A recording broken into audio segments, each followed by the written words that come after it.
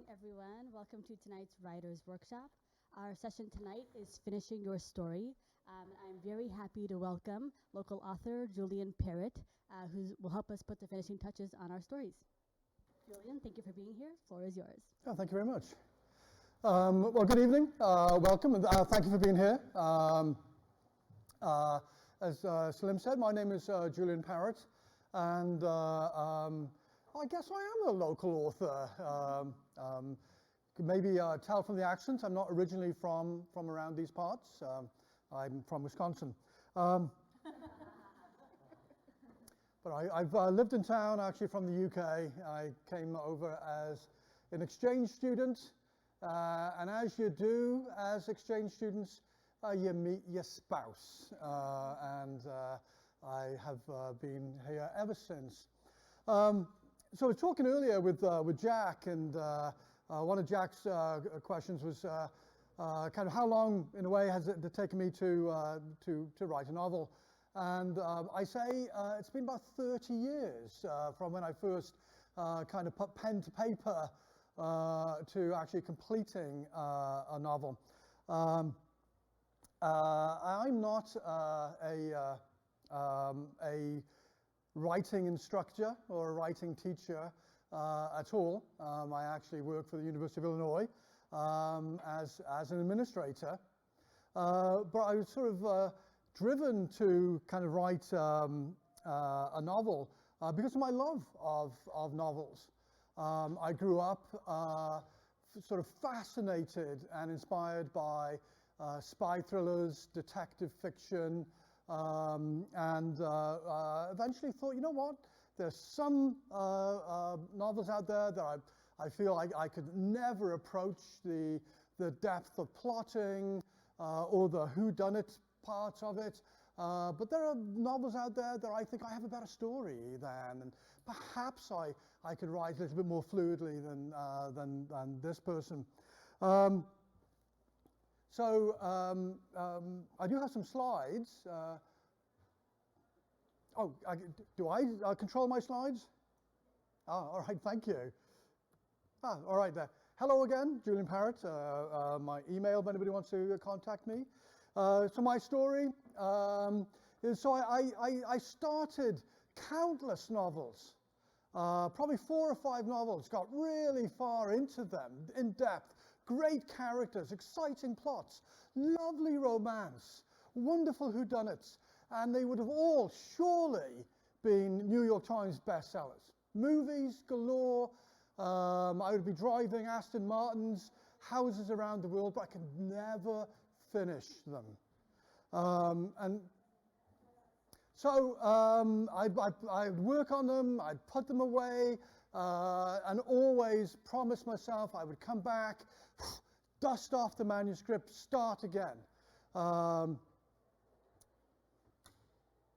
Thank you.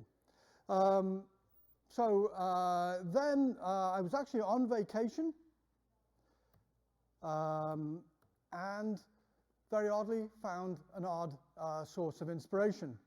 So my wife and I decided we'd take a canal holiday in the UK, where I'm from, and this is actually us on the canal. It's kind of a scene from my book, and you can't tell from this picture, but we are traveling over the highest aqueduct in the UK. As you notice, the engineers who built this thing in 1805 put a rail here to protect the horse. This is the towpath. Over here, they have no rail, even though they actually had bits in the ironwork there for railing, probably saving money. So this may not look impressive from that angle, so hopefully it looks a little bit more impressive when you see it from that angle. The river in the sky, the canal in the sky, it's called. If that is not inspiration enough, so I am a big James Bond fan. I've actually taught some classes at the U of I on Ian Fleming, the literary James Bond and the cinematic James Bond. So we are kind of halfway across this. We're looking over the side. My wife is actually cowering down. No canal boat has ever gone off the canal. It's always the first time. But looking here, and I'm saying, wouldn't this be absolutely wonderful to have one of those great pivotal scenes in a James Bond movie where Bond is fighting the bad guy and pow, you know, somebody or both of them go off the side of the canal boat, off the side of the aqueduct. And I thought, you know what? You always think of Bond going to exotic places, Hong Kong, Macau, Barbados, Jamaica, Japan, North Wales. So that evening, as we were sitting in the canal after dinner, I pull out a pad and a pen, and I start writing kind of what I would see as a pivotal scene in my new novel. And it started off from there. And so perhaps for me, the issue that I'd encountered earlier, where I thought I had plotted the kind of a linear novel, right? A beginning, a middle, an end, kind of this trajectory or arc of the plot. To me, at that moment, I hadn't been doing it for me. What really worked for me, oddly enough, is I started with the end scene. So I was kind of inspired because I had kind of finished the book in my head before I'd even started it. So I had my characters, you know, fighting on the canal boat, poof, and one of them goes on the edge. So why would people fight, right? And so I'm thinking, I'm a spy genre lover. Somebody's going to be a spy. You know, the British spy genre field has been pretty sort of well sort of trod. So I'm going to make the bad guys going to be Russian, right? Because clearly, who is the world's bad guys at the moment? It's the Russians. And I'm going to have a guy who's not really a spy. I like the idea of world-weary amateurs. And so I got my two characters. And then I kind of worked backwards from there. And I also didn't continue writing linearly. But I wrote like a maniac because I was inspired. I loved this idea. I really began to like my characters. And as I was writing, I kept finding new characters. So I'm writing a spy genre. We know how it's going to end. There's a fight between my hero, Tom, war-weary, Afghan, Iraq, British Army veteran, the evil Russian colonel, who they clashed in Afghanistan, and then unbelievably come together in the UK coincidentally. But what does every spy thriller need to drive that plot forward? Romance.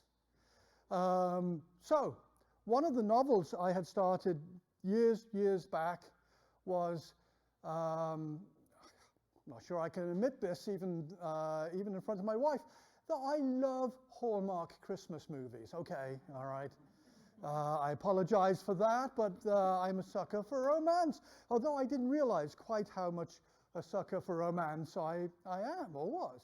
So I had started to write my own Hallmark Christmas movie until I read the requirements that Hallmark require for their plots, which are got to be very chaste. You know, it's only a couple of kisses, maybe right at the end. And I thought, well, that's not kind of the quality of the romance I'm going to be looking at.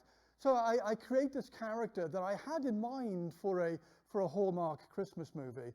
So pow, I start writing the scene where we introduce the character, and she just took off.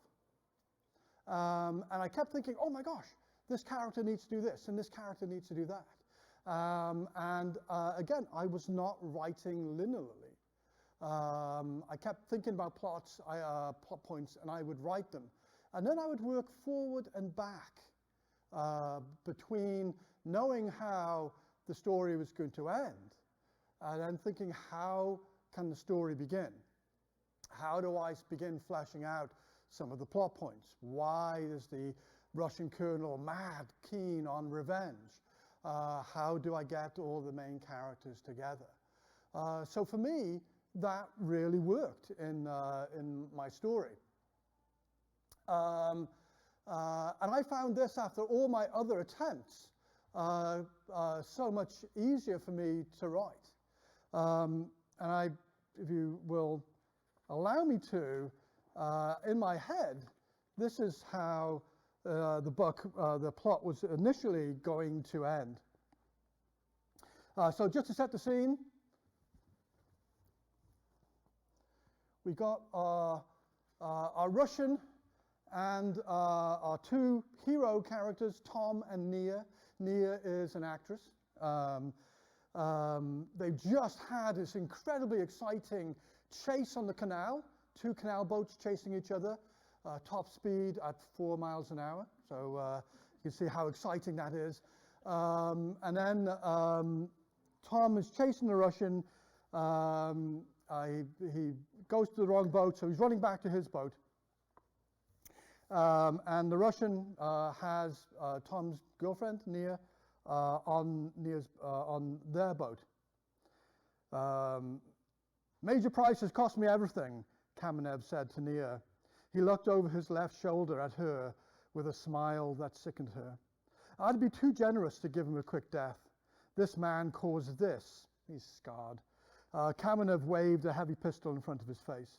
He deserves a painful end. Kamenev fired at Tom, catching him high in the left arm. Tom stopped moving. He lay in the towpath, and Nia didn't know whether he was alive or dead. A police siren sounded somewhere in the middle distance. Kamenev turned to face Nia.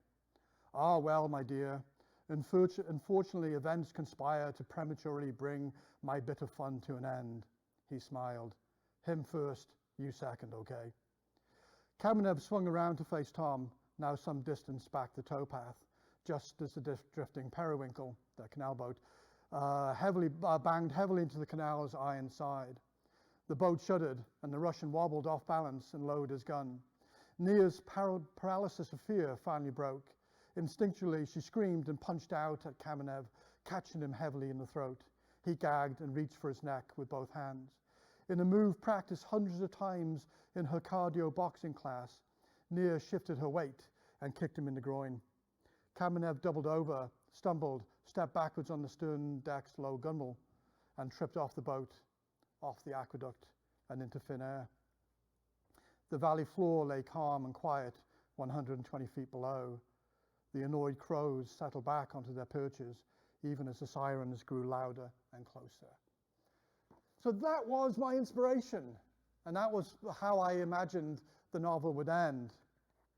But with the introduction of the love interest and my foray into thriller/romance, it ends like this.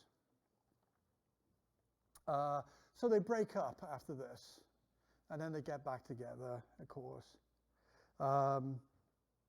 I love you, she said. I'm an idiot. I'm so sorry. I was scared and I panicked. She buried her face into Tom's chest. He could feel her tears. Tom smiled with a sense of relief, for life with Nia had already been a roller coaster ride, and he now knew that the ride would continue. I want us to be together, Nia sobbed. I was in shock. Tom, I was so scared. She held on to him, afraid to look into his face. I didn't mean what I said in the hospital. I didn't even believe it. I regretted it as soon as I left your room.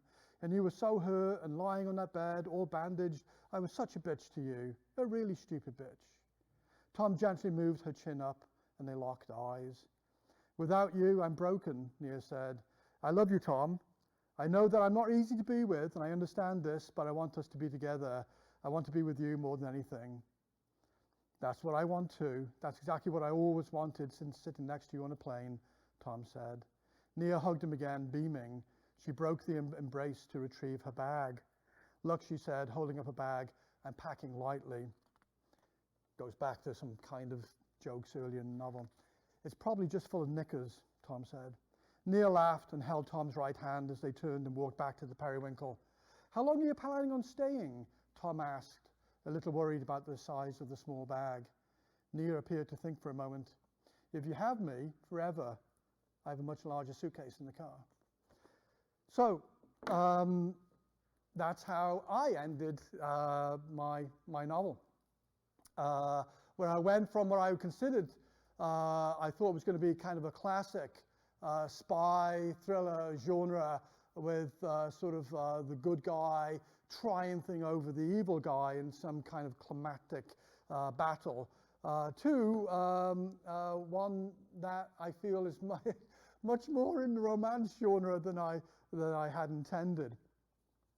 So that's a little bit about my novel and my ending.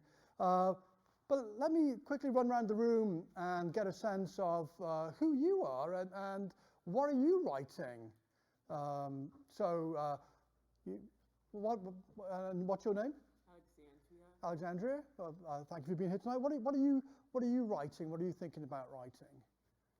Well, right now I'm just editing my angel story, but I do write lots of different things. Like I just finished a picture book.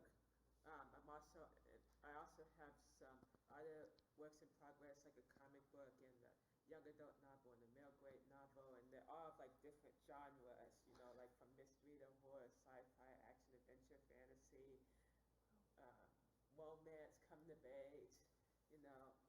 All right, excellent. So very, very broad interests. Good, good. Jack and Carmen. Jack, what genre area are you interested in writing in? Sci-fi horror.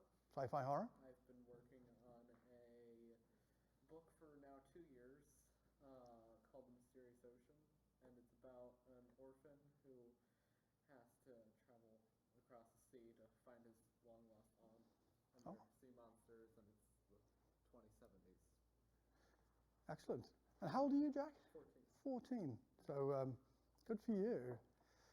And you? My name is Ashya. I'm not working on anything currently. We're looking for inspiration. Okay. Think about a canal trip in North Wales. I'm Henry. I write short stories because I don't have the attention span for novels. I mostly write fantasy and sci-fi type stuff. Okay. Oh, good, good. I'm Louise. I have a novel that I'm working on now. I finished, but I'm, doing rewriting. And I did the same thing you did.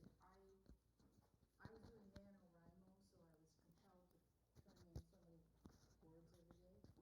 So I just wrote scenes because I knew all the scenes I wanted. And then after NaNoWriMo was over and I had my 60,000 words, I shuffled the scenes and tried to make sense of them. All right. And now it's turned into a novel. All right. Well, congratulations. Well, what kind of genre? It's fiction, of course. Adult.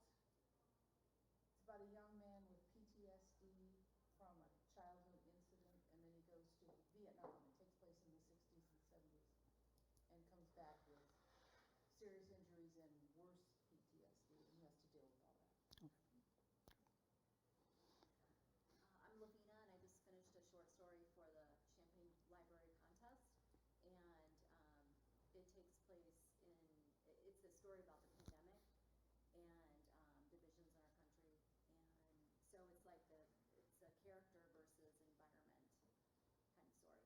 Kind of horror genre then? Exactly.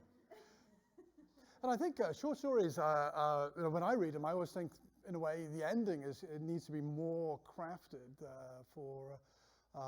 because obviously you've got much less time to develop the kind of plot.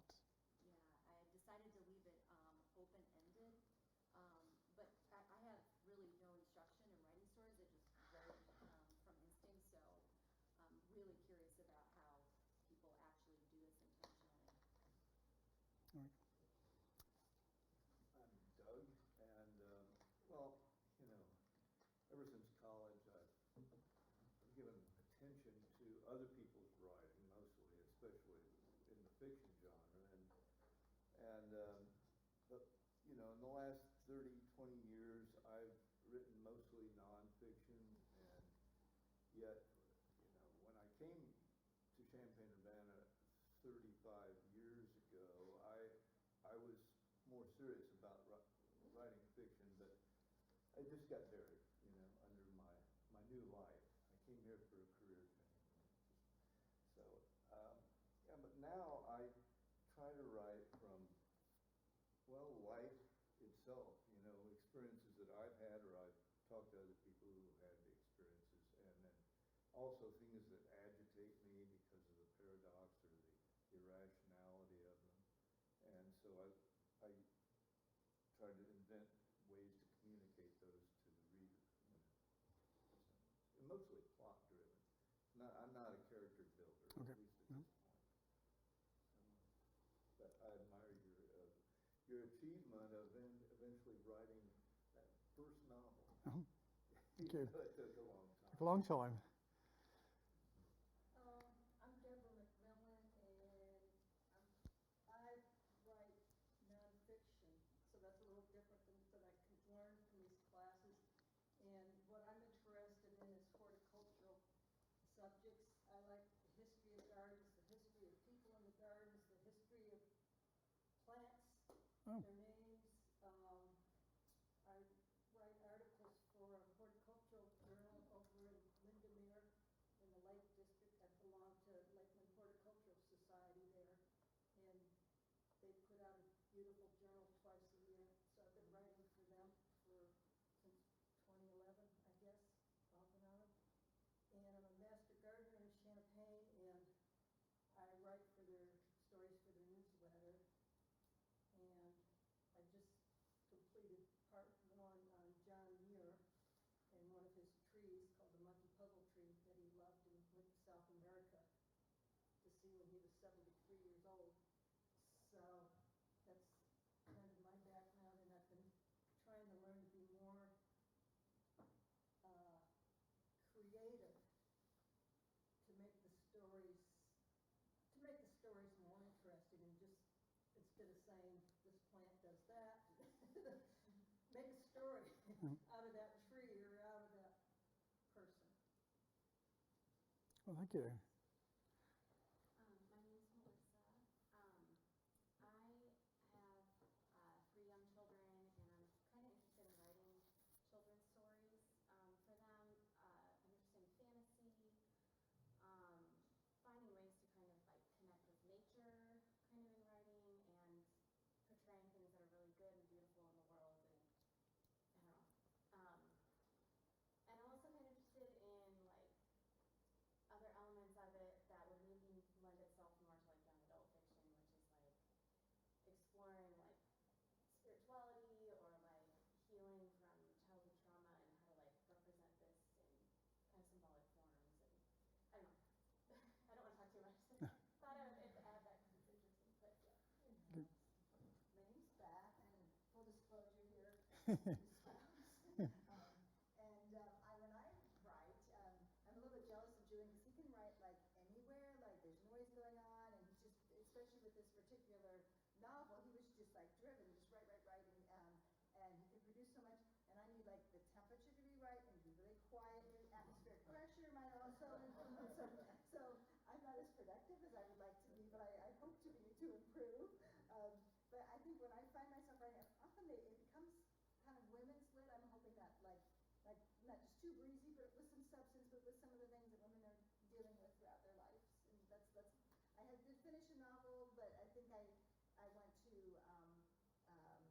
do something else before I try to publish it, because I'm still learning very much. I'm Sheila.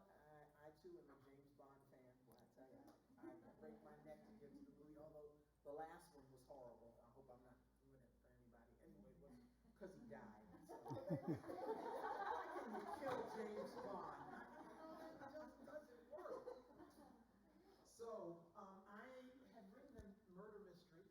I like murder mysteries. I don't like complicated mysteries. I like them to be, I won't say simple, that sounds kind of like I'm a second grader, but more where I don't have to have a dictionary and the internet next to me, to figure out what's going on, I can really figure it out for myself, or I can use my imagination and put something to it and have it really mean something to me. It was easy for me to write this book. I'm rewriting it now, but it was easy for me to write it because I killed off one of my bosses that I couldn't stand. I absolutely hated this man. And the last time I saw him, it was all I could do to keep from laughing because I thought to myself, you're dead. But I did. And his wife wrote a book, and I read it, and it was horrible, and I killed her off in the book. So, I mean, I guess my husband's kind of worried now. I guess he's been looking at the insurance file. Because that's the only way I can kind of get through my frustration of having to deal with things is to kill somebody off in a book. But I do enjoy murder mysteries. I enjoy reading them, and I like being surprised. I don't like it to be complicated, but I do like being surprised at the end. And this one does have a surprise in it. Oh, excellent. Did you write from the end then? No, I didn't. Well, I knew what the ending was, but I did start at the beginning. Excellent, thank you. Sir. Yeah. My name is Marshall. I am from China. I'm a visitor here, and my daughter is a PhD student here, and so I came here for almost 4 years. And I self-taught my English, and I always try to find English lessons, such as attended all kinds of ESL class, and I took this lecture as ESL class, but I'm obviously I'm wrong. Mistakes, but I will try to understand the situation here. Anyway, I like American literature, and I keep to listen to the VOA, Voice of America, every day. And each week there is a short story series, and I like the short story writers such as O. Henry, Mark Twain, and Jack London. I like them very much. So I also write an article which I was asked by the magazine here, Champaign magazine, and the article I introduced, introduction to my ESL teacher, who all are volunteers, and they are all over 80 years old. So I pay much attention to them, and I respect them very much. This is what I experienced. Thank you. Thank you. Hello. I'm Natalie. I have like 2 books I'm working on. One's a romance, one's a sci-fi, but the sci-fi has romance in it. Everything I write has romance in it. So in the same way. And then my short story I'm working on for the library contest is a sci-fi and a romance. So it's like a romantic sci-fi. I don't know. I love romance, so I'm a sucker. Yeah. Always, since she was like a baby. I'm her mom. My name is Rachel, and my short story for the contest, which I still have a lot of work to do on, and it's due when? Due when? 11. She told me it was a 7th, actually. Oh. Okay. I was hoping you'd say earlier than that. But it's the story of a woman navigating a baby shower, and all the feelings going and thoughts going through her mind. So now it says I have to add dialogue, which I'm terrible at dialogue. They all sound like they're, have a learning disorder or something. Yeah. They're just very stilted and or they're children. I don't know, but I love to read mostly. Actually, that's my favorite thing. Novels. Go to a coffee shop. Yep. Go to Panera's or someplace and just listen. That's a good idea. Yeah. Read your Take notes. dialogue out loud too, Yeah. after you've written it. Eavesdrop. I write much better if I talk, if that makes any sense. You record it and then Yeah, I've done that before, and because I write too slow for my thoughts or something, and so it gets all bogged down, and then it gets real clunky, and yeah. Well, great. Thanks for sharing. Again, it's just as you'd think that the depth and breadth of what you are writing and how you're writing. And again, as I said, I'm not a writing teacher, but again, I think it's very clear that there's no right way and there's no wrong way, really, to write. But I do think a couple of things that you want to think about, and a lot of you have novels done or short stories done or are very close, is what would be your elevator pitch? Is if you're sitting in a coffee shop and somebody says, "Can I take this seat?" And what are you doing? "I'm writing a novel. Tell me about it." How would you describe that novel in your elevator pitch? What are you writing? So again, it could be, I'm writing that romantic sci-fi story that I've wanted to put down on paper for years. But who are you writing for? Who is your audience? Because your audience is going to be smart, right? They're looking for the story, they're looking for the character, they're looking for the plot. Knowing who you're writing for is going to help you continue on with your story, with your characters, with your ending. Even if you're not writing in a linear fashion, beginning, middle, end bit, is everything authentic? Are your characters authentic? Is your plot authentic? And particularly, I think, as a whole, but particularly with the ending, is what are your readers going to take away from your novel? It could be one of those things that, blimey, you're talking about with friends for days after, that you're ruminating over the plot. It's made you think, made you question beliefs, values, kind of your worldview. And that's great if that's what you want your readers to take away. My writing, I'm wanting people to take away a sense of fun and joy and kind of excitement. But that would be something that, as you're writing, I think that you want to think about. What is your voice, and how is that going to be received by your readers? And as you think about that, you want to think about your ending. Your ending needs to fit that model. It needs to be kind of genuine and sort of authentic. Because if your ending doesn't really scan back to the rest of your novel, not only is it going to feel clunky, it's going to feel somewhat disingenuous or contrived. Again, one of the things I would think about is wherever you are, how is your process? I told you a little bit about mine, and that may work for folks that have that kind of inspiration, and all of a sudden the picture becomes clearer. And when I had that, as my wife said, I could write at any time and would tap furiously. I always like to think of myself typing like this, but people who know me know that I actually type like this. And again, I don't think you've got to find what works for you, because I don't think there's a right way or a wrong way.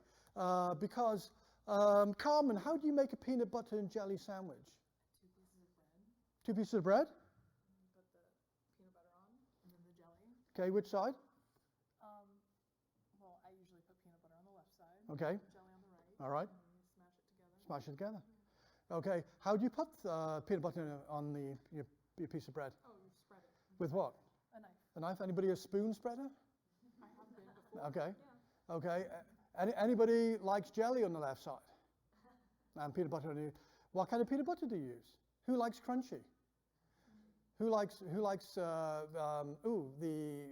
organic stuff that just feels like oil? What bread are you going to use? So when you think about the process of making a peanut butter and jelly sandwich, it's something that we're all very familiar with. We've seen books, we've been around books all our lives. But there really is possibly no right way or no wrong way to make a peanut butter and jelly sandwich. You choose the bread, various choices of peanut butter and jelly. Do you toast it? Lots of different options. But at the end of it, you probably got a yummy sort of treat there. So again, I think in terms of your writing, find a process that works for you. And whether you have the ending and are kind of working back, or you have the plot all kind of worked out and processed, you put it in a process map, or you're like William Faulkner, who I can never pronounce it, help me out anybody, Yonakapanua County in Faulkner's work, he labeled on a wall every one of his characters and how they related. So in all Faulkner's work, they're all tied together. Whether you put that into kind of your process. But I think once you get close, particularly if you're doing it in a linear fashion, so, I'm through the middle and I've hit 65,000 words, I've got another 15,000 words for a novel size to finish this thing, is write as if you were writing to a deadline. So instead of November the 11th, think of your deadline as November the 7th, and that's going to make you write even quickly. Don't edit as you write. Ian Fleming, the creator of James Bond, has spent a lot of his life as a journalist, and was in many ways a very dedicated writer. And Fleming would get up in the morning and write until lunchtime. He also wrote with an absolutely beautiful vista out of his Jamaican villa. And then he'd go and swim and drink and smoke for the rest of the day. But he would write until he reached lunchtime, and then he never went back and edited while he wrote. And I think in my own writing, that was one of my pitfalls when I was writing these other novels, is that I would write, next day I would get my work, and I would go back and I'd start editing. And so it kept feeling like, instead of moving forward, it kept feeling like I was moving back.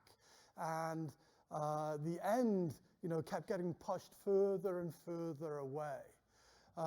So it was one of the things I picked up from how Fleming described his writing. He actually has a really cool little article about how he wrote his novels. And at times, Fleming can write beautifully. If you think there's problems with the Bond movies, though, his books have many more problems. And some of them are very inconsistent, but at times he writes beautifully, because he writes as a journalist. He wrote what he saw around him, and did that really well.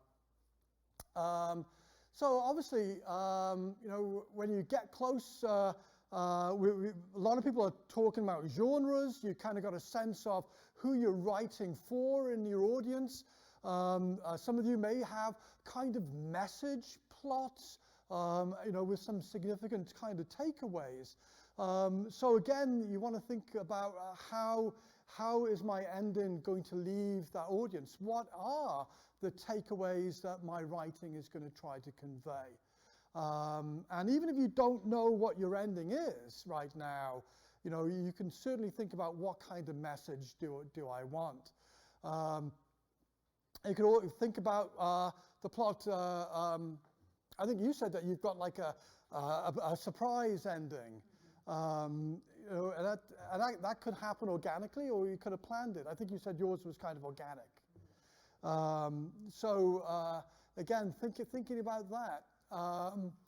I think in terms of respect for your audience, how would your audience want this to end? My wife is my inbuilt audience, and I had a couple of ending ideas, and she was like, no, you can't kill the dog. So the dog survived. But you know, I think we've all been in those moments where you read a book and you've really enjoyed it. The writing is great, the characters are great, the plot is wonderful, but then you read the ending and it's like, you know, so again, and I know when you're writing a novel or a short story, there's that moment to think, oh my gosh, I'm so close to finishing this thing. You know, and then the time, even though I say write as if you're writing to a deadline, that still doesn't mean like just kind of get anything down and rush it. Again, you want to craft that ending. And you know, I think you want to think about, is it going to be a cliffhanger? And if it's going to be a cliffhanger, is it one that your audience is going to enjoy, or will your audience feel like you're copped out? You kind of cheated me with this cliffhanger. And I don't know if everybody feels like this, but one thing I absolutely hate in novels is when somebody ends the novel because they want you to go and buy the second or third one. Even though my characters do appear in a, but my novel ends. So cliffhangers, again, can be great, can be exciting, can be fun. And I'm afraid I'm going to use a film example. There is an absolutely wonderful British movie from 1969 called The Italian Job. It was remade with Mark Wahlberg, or one of the Wahlbergs, 10, 15 years ago, and awfully remade. But the 1969 version with Michael Caine ends with a bunch of British criminals stealing gold from the Italians, having a really fun time with the gold loaded onto a coach, going over the Alps. They're having such a good time. The driver has been a little too speedy on this beautiful mountain pass. The coach spins off and the gold slides back to the end of the coach. And it literally is a cliffhanger. The coach is wavering over the end of this cliff. So all the guys get out of the coach. Michael Caine gets back on and he's inching on his stomach to the gold. And every time he gets a fingertip to the gold, it moves closer and closer to the bottom of the coach. The coach doors fly open. The gold is still in the coach. Michael Caine turns to his crew, the camera, and says, hang on, I got a brilliant idea. End of the movie. And as a child, I thought I was incredibly cheated about what happens to the gold. You know, are the Italian carabinieri going to come and capture them? Are they going to get away? But as I kind of matured, I thought, what a brilliant ending.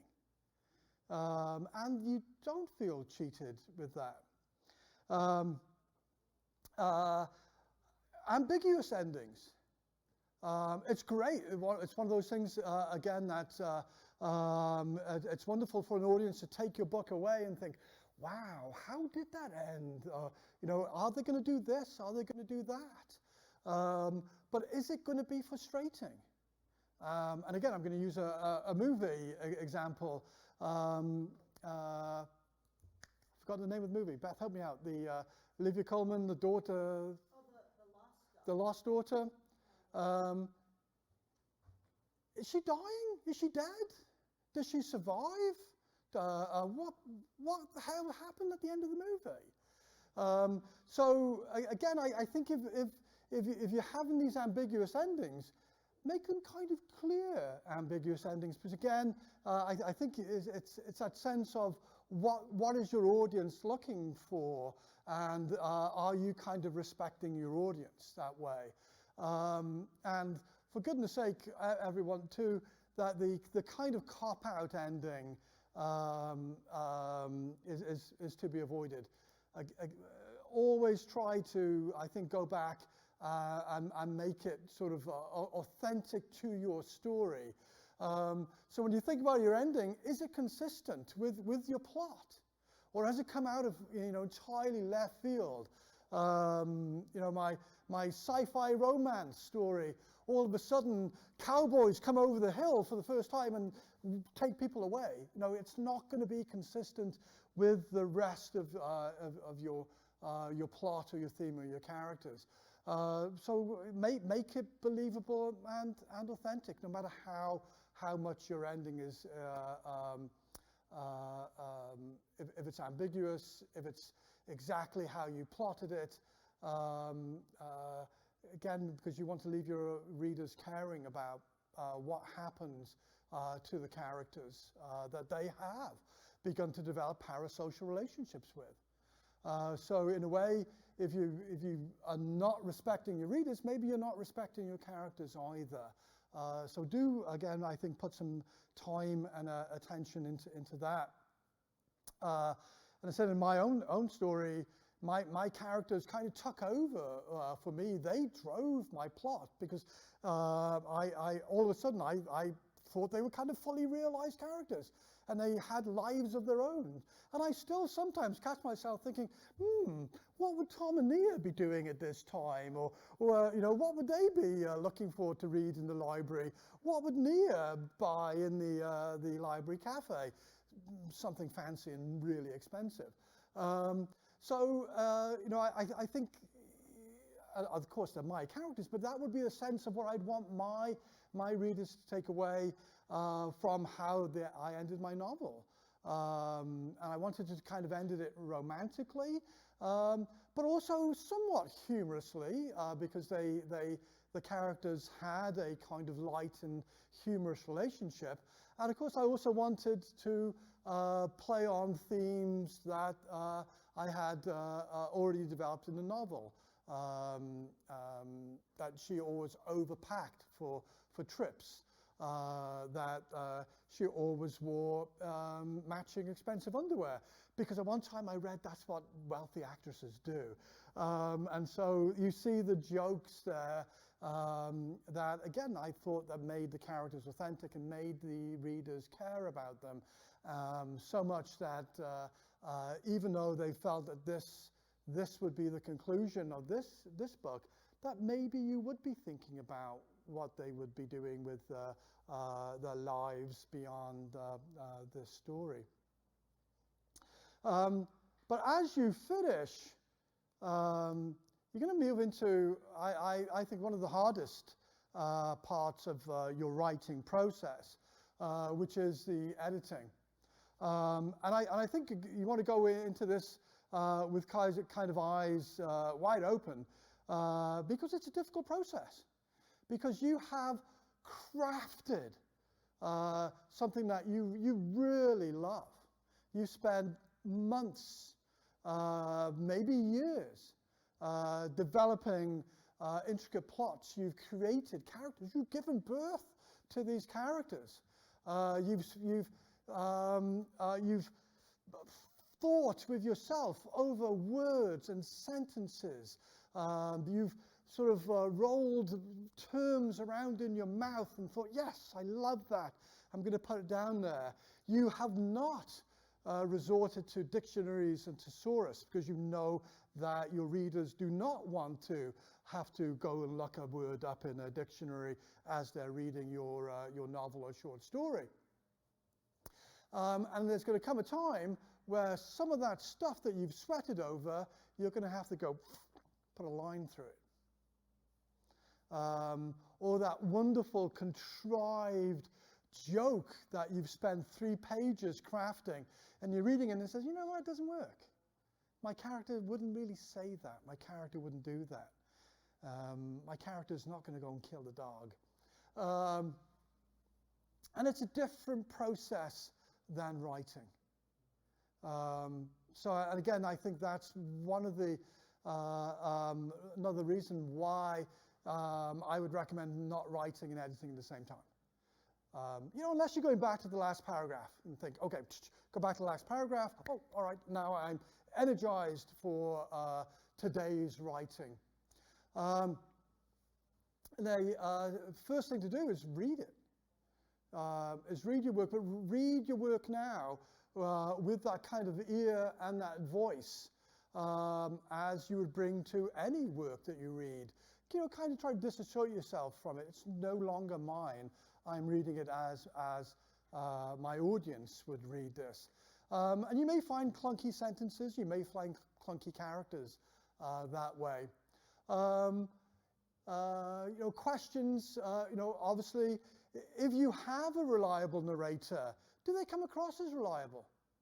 You don't have to have a reliable narrator, but there's going to be some point in the novel where you want to expose your narrator as unreliable. It could be a great ending right there. But does it have a consistent voice? Again, does it feel authentic that way? And I know we talk about, a lot of people are interested in fantasy and sci-fi and spy thrillers and whodunit and detective fiction. But does the plot feel real? And again, going back to Ian Fleming, if you think about James Bond plots, even to this day in the movies, Fleming based his plots on generalized society's fear and anxiety of the time. And so even though you're thinking about crazy, in the movies, space lasers and nano sort of pandemics, what have we all just lived through, right? We've lived through a pandemic. And so the idea that no matter how, in a way, fantastical or crazy your plot could be, does it feel real? Because your audience will want it to feel real that way.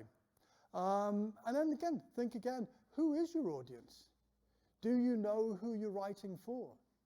Are you writing purely for yourself? That's fine. It's creative, it's cathartic. But in a way, we all want to possibly share our voices that way. So who is your audience? And again, think about what is your story trying to say to that audience.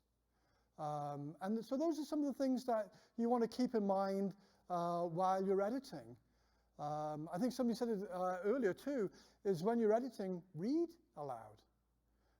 Because sometimes you will scan much more quickly than your actual brain can absorb it. But if you read what you're writing, all of a sudden you pick up mistakes and proofreading errors, but you may think, what, that doesn't sound right. That dialogue sounds contrived, it sounds false. I don't think these people would say this. Would they actually spend a paragraph saying that when they could maybe contract it and say it in this way? That's what you all need to do. And then you need to do this. Some people, when they write, they love to share this stuff. Oh, listen to what I've written today. Some people are like, no, go away. I'm not ready to share yet. And that would describe my wife and I. I'm very much like, oh, listen to what I just wrote. But now I think when you're ready, when you've got a good, robust draft, and you've read it, and you listen to the voice, and you are respecting your audience, and you know what you're trying to say and who you're trying to say it to, is now it's time to share it with the people. I would not share this with your best mate. I would not share this necessarily with all your friends who are only going to say, you know what, your novel's brilliant. It's Pulitzer Prize level sort of work. Let's submit it for the Booker. Is you want people who are going to be respectful, but are going to be truthful. You want people who are going to read it as your audience is going to read it. And at the same time, you too need to be respectful of your readers. And I know at times that's really, really difficult because, again, you have crafted this piece of yourself. And if they say, you know what, that character doesn't work. You know, or there's something clunky with your plot here. Have you thought about this or that? And sometimes, you know, you have thought about this and that, and you've discarded it. So you say, yeah, you know, thanks, that's great feedback, and then going to ignore it. But at times, that feedback is going to be really, really helpful. And it is going to make your writing stronger. It is going to make your characters more three-dimensional. It's going to make your plot zing a little bit. You know, that's what we want. We want your punchy writing to be punchy. And sometimes the outside readers are going to bring that to your process. And that's it for me. At the end of my slides. Any questions? Yes, ma'am. It's not about the editing, though. How in the world do you come up with a catchy title? You know, that's actually a really good question, because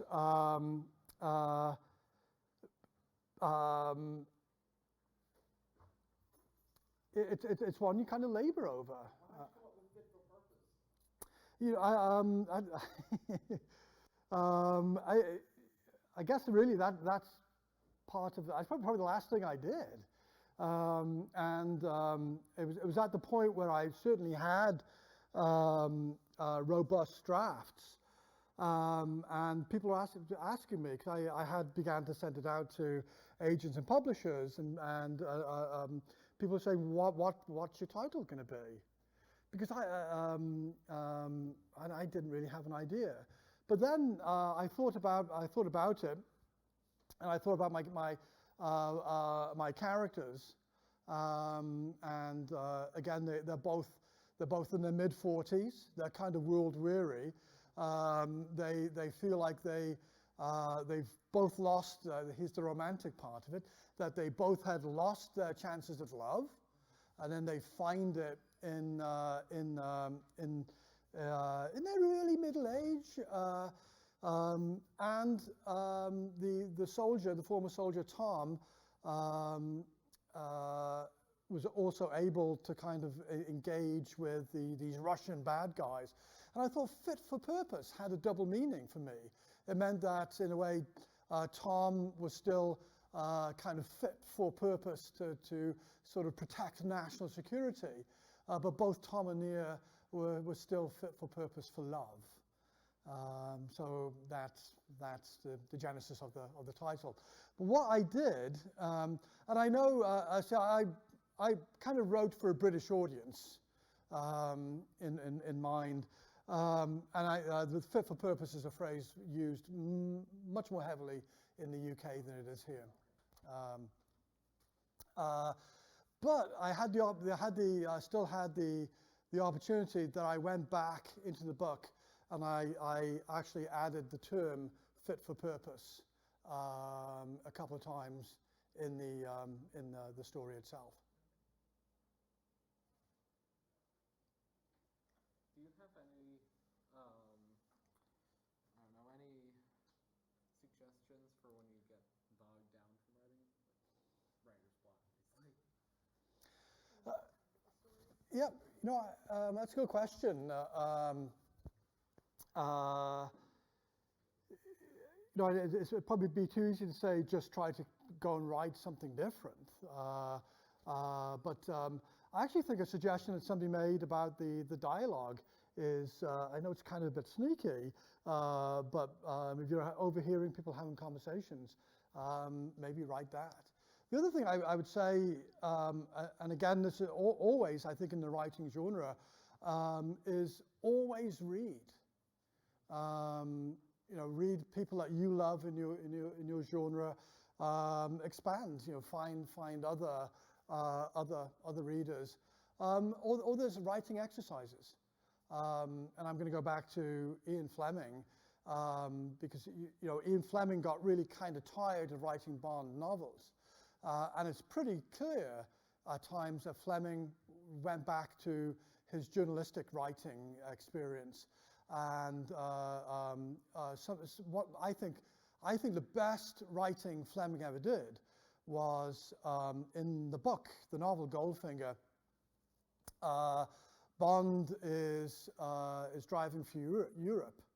And I think Fleming spends 20 pages, maybe 25 pages, describing Bond's trip across Europe. His driving, the landscape, the little inns and auberges in France that he'd stop for lunch. Of course, he finds another woman who's driving through Europe and kind of follows her in the car. You know, it's a bit creepy these days. You know, and then they get together and they have lunch together, and he describes the food and the drink and the light through the beautiful sort of poplar-lined avenues. It's beautiful writing. And in a way, Fleming knew it was beautiful writing because he spends 25 pages describing Bond's trip through Europe. The final plot point in Goldfinger, kind of the end of the big excitement plot, although it's kind of the false ending, he does in 5 pages. Bad guys try to attack Fort Knox. It's foiled. The army come in, and the bad guys are captured. Goldfinger escapes, but pow, the plot is done in about 5 pages.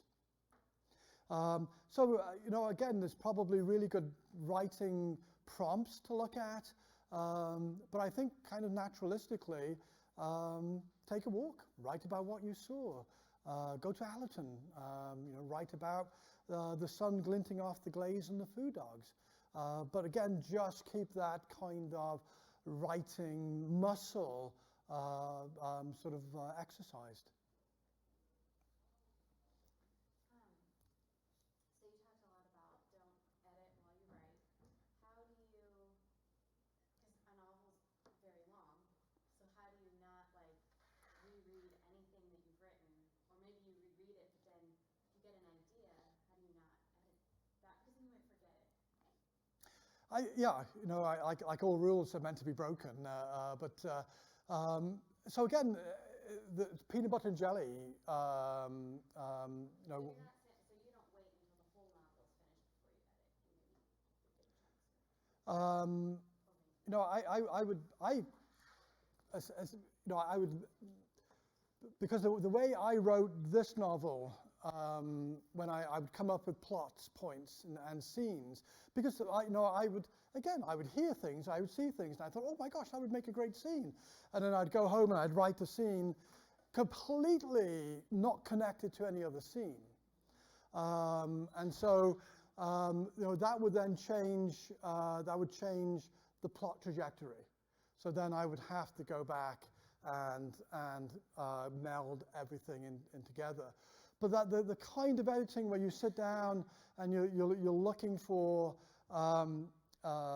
misspellings, the wrong word choice, grammar, you're trying to you know, get that run-on 400-word sentence down to 30. I tried to leave that all to the end. But again, you find out what works for you. Again, my earlier writing, that idea, when I would have maybe a little bit of a writer's block, or I couldn't get to writing for a bit, and you know, I would tell myself, I'm just going to read the last paragraph. But then I'd go, I think, oh, I better read the last chapter I wrote. And you know, 2 hours later, I'm still editing that chapter. So you know, I would look at what works for you, but avoid getting bogged down into the editing, because obviously there's lots of time to edit when you finish a novel or a short story. I just wanted to say, I think discussing literature with other people, especially people that you confide in, you know, or people you respect their thinking, so forth, I think that's a great experience. It's a joy. So then, you know, lots of times opportunities are missed for one reason or another. All right. If there aren't any more questions, I want to thank everyone for coming. I want to give a big thank you to Julian. That was fantastic. Oh, thank you.